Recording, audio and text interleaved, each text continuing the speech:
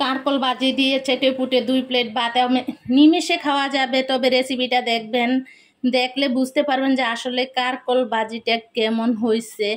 তো আসলে এত কথা না বলে এখন বলে দিচ্ছি, কারকল ভাজিটা করার জন্য আমি এখন লবণ দিয়ে দিছি, হলুদ দিয়ে দিছি, মরিচের গুঁড়া দিয়ে দিছি, দিয়ে এখন সবগুলা মাখিয়ে নিব। কারণ মাখিয়ে কিছুক্ষণ রেখে দিব। আসলে মাছ মাংস আমরা মাইখা রাইখা দেই, কিন্তু এভাবে সবজিগুলো মাখাইয়া রাখলে কিছু সফট হয়, সফট হলে কিন্তু ভাজলে সে লেভেলের টেস্ট হয়। তো আসলে আমরা জেনে শুনে কাজ করলে অনেক ভালো হয়। তো আমি এটা কারকলটা মেখে নিয়েছি, কিছুক্ষণের জন্য রেখে দিব। তো কিছুক্ষণ রাখার পরে এখন আমি সে কারকলটা এখন চুলায় বসিয়ে নিব, নিয়ে হালকাভাবে একটু সিদ্ধ করে নিব। সিদ্ধ করলে অনেক ভালো হয়, তেলটা কম লাগে, কারণ তেল খেলে তো ক্ষতি, তারপর অনেক তেল খাওয়া হয়।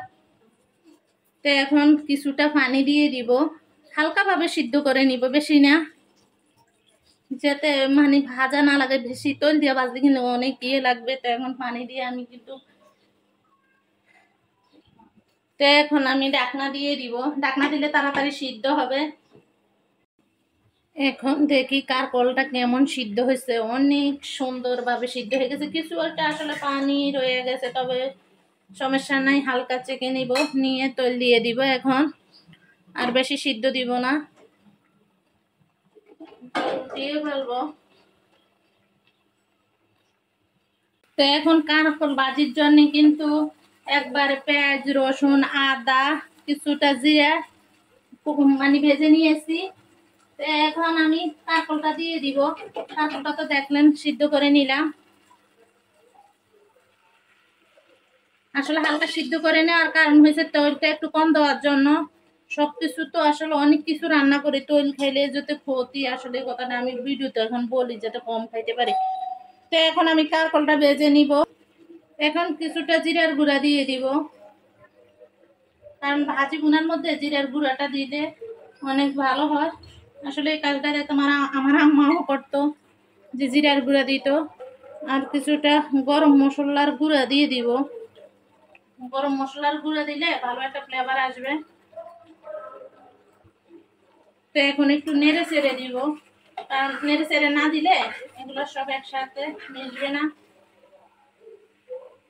তো এই তো কারকল ভাজি কমপ্লিট। এখন বাটিতে ঢেলে নিব, কারণ সাথে সাথে বেড়ে নিলে ভালো হয়। বাটিতে খাওয়ার টাইমে আর ঝামেলা নাই, খালি খেতে বসে গেলে হয়। আর পাতিলা নিয়ে যাবো না, কারণ মেলা করা তো এগুলো একটু ঝামেলা। কারকল ভাজিটা হয়ে গেল, বাটিতে ঢেলে নিলাম।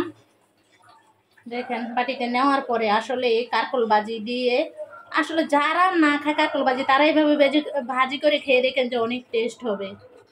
কারকল বুনা হয়ে গেছে, কিভাবে করলাম কারকল বুনাটা দেখলেন। তো এখন আমি মাছ বুনা করব, সাথে কিন্তু আমি আজকে মাছের সাথে ডিম দিয়ে দিব। মাছটি ভেজে নিয়েছি, ডিমও ভেজে নিয়ে এসেছি, আর এখানে মশলাটা ভেজে নিয়ে এসেছি। পেঁয়াজ রসুন সব কিছু দিয়ে হালকা একটু জিরা দিছি, একটু আদা বাটা দিছি, দিয়ে কষাইয়ে নিছি। এখন আমি এখানে ডিম আর মাছ দিয়ে দিব। তো ছেলে তো আসলে মাছ খাবে না, তার জন্য ডিম দিয়ে দিলাম। ভাবলাম তো ডিম দিয়ে দেখি যদি ডিমটা খায়। আগে কিন্তু অনেক ডিম খাইছে, এখন খাইতেও চায় না ডিম, তারপরও দিয়ে দিলাম, কারণ একটা তো লাগবে। কারকল ভাজি আর মশারির ডাল বুনা করবো, এটাও দেখাবো রেসিপিটা। এটা আরো একদিন করছি, তারপরে এখন দেখাবো। তো মাছটি বুনো হয়ে গেছে, এখন কিছুটা পানি দিয়ে দিব। আসলে তাড়াহুড়া করতেছি, এত তাড়াহুড়ার মধ্যেও যদি একটু দেরি হয়, যতই আপন মানুষ হোক না কেন, বাসায় এসে একটু যদি দেরি হয় বলবে সারাদিন কি করছো, এখনো কাজ করতেছো। আসলে যে এত কাজ করি কিছুতেই বুঝতে চায় না। যতই আসলে ভালোবাসুক, একটু দেরি হইলে বোঝা যায় যে কি অবস্থা। আসলে সব ভাইরে কি এরকম করেনি আপুরা? তাহলে কমেন্টে একটু জানাবেন। তো না, আমার সাথে এমন হলো, বুঝলাম না। তো এখন জল দিয়ে দিলাম, জল দেওয়ার পরে দেখছেন কত সুন্দর একটা কালার চলে আসছে। এখন মাছ বুনাটা হয়ে গেছে, কিছু জল রাখবো, কারণ কারকল ভাজি করছি, সাথে মাছ বুনা, ডিম বুনার সাথে ডালটাও বুনে করব। তো এখন মাছ বুনা হয়ে গেছে, উঠিয়ে নিলাম।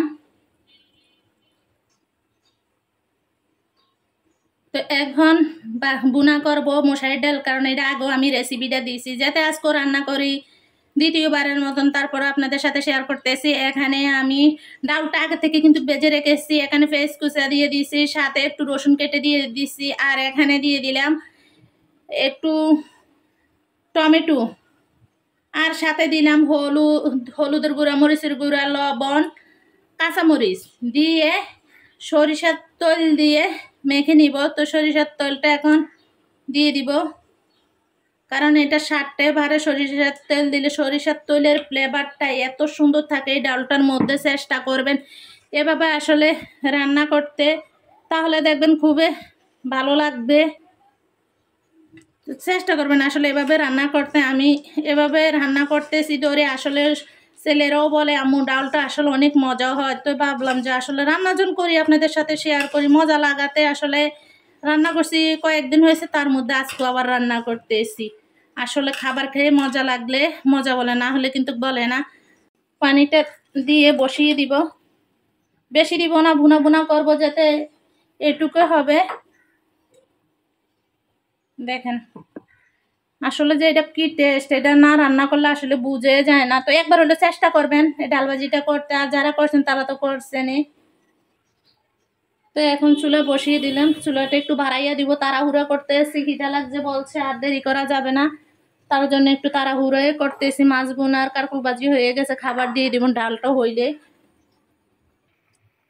তো এখন ডাল বোনাটা হয়ে গেছে, আমি আবার কিছুটা ধনিয়া পাতা দিয়ে দিচ্ছি, আর একটু জিরার গুঁড়া দিয়ে দিলাম। তো দেখেন তো কেমন হইলো। খেয়ে তো আসলে অনেক টেস্ট হবে, কারণ ডাল বোনাটা আরও একদিন করছি, অনেক মজা হয়েছিল ডাল বোনাটা। তার জন্য আজকে আবার করলাম, ভাবলাম যে আসলে আমার থেকে তো ভালো লাগছে, তাহলে করে নেই। এই যে দেখেন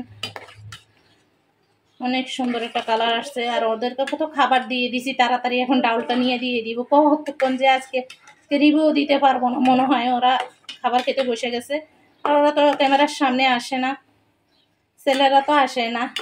এই হয়েছে অবস্থা। তো এখন আমার ডালবোনা হয়ে গেছে। ডালবোনাটা কেমন হয়েছে কমেন্টে জানাবেন। একবার হলো বাসায় চেষ্টা করবেন রান্না করে খেতে, দেখবেন সে মজা লাগবে, কিন্তু এটা পরোটা দিয়েও মজা লাগে। তো এখন আমার রান্না কমপ্লিট।